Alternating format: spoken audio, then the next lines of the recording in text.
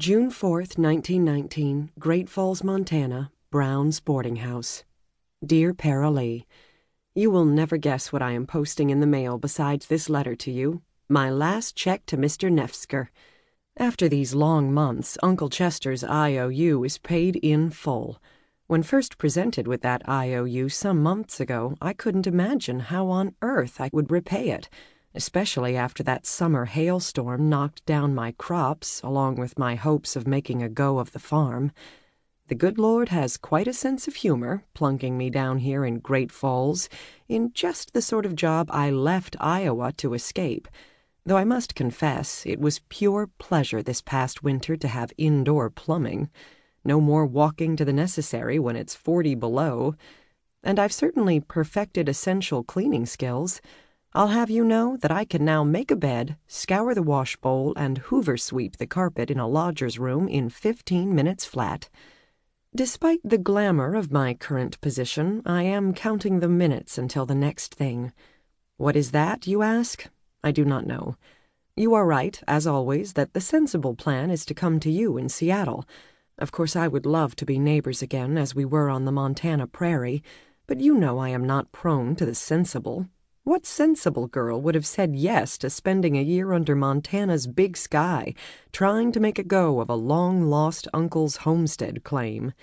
And what sensible girl wouldn't say yes to Charlie, who is quite convinced we are meant to grow old together?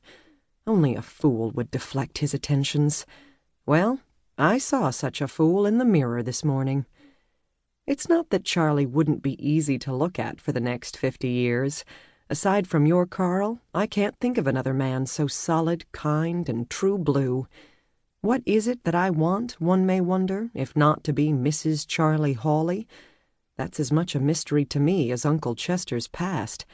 But I feel strongly that Hattie here and there must change her life before she can change her name.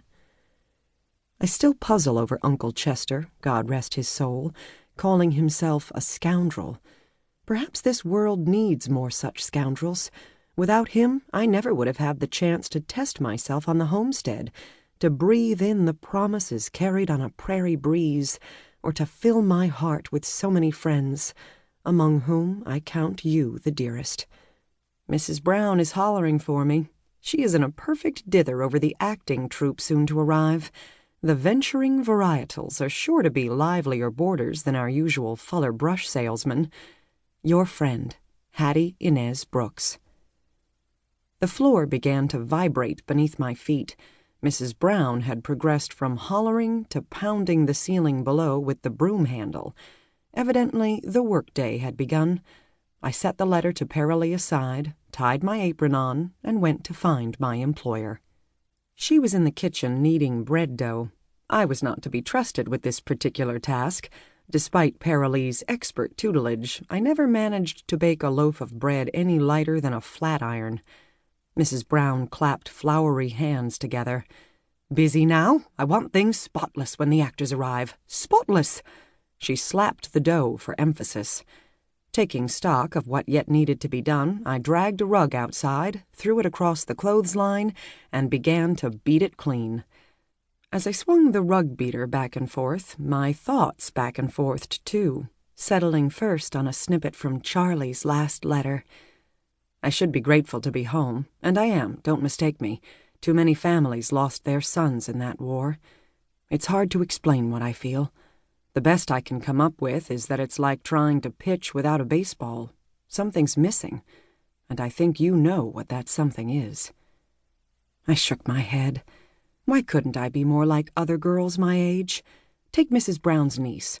She spent her every waking hour sizing up this bow or that, stitching tea towels and petticoats, and putting aside a little each month for a set of spode buttercup dishes. Perhaps I'd have been the same way if it had not been for Uncle Chester leaving me the homestead in his will. Last year, working to prove up, I had been more than Hattie here and there, the orphan girl with too many temporary homes. I had been Hattie Big Sky, carving out a place to belong. Like so many others who'd been drawn to Montana's prairie, I was not successful, and losing the farm was not the worst of my losses. It was nothing compared to losing Mattie.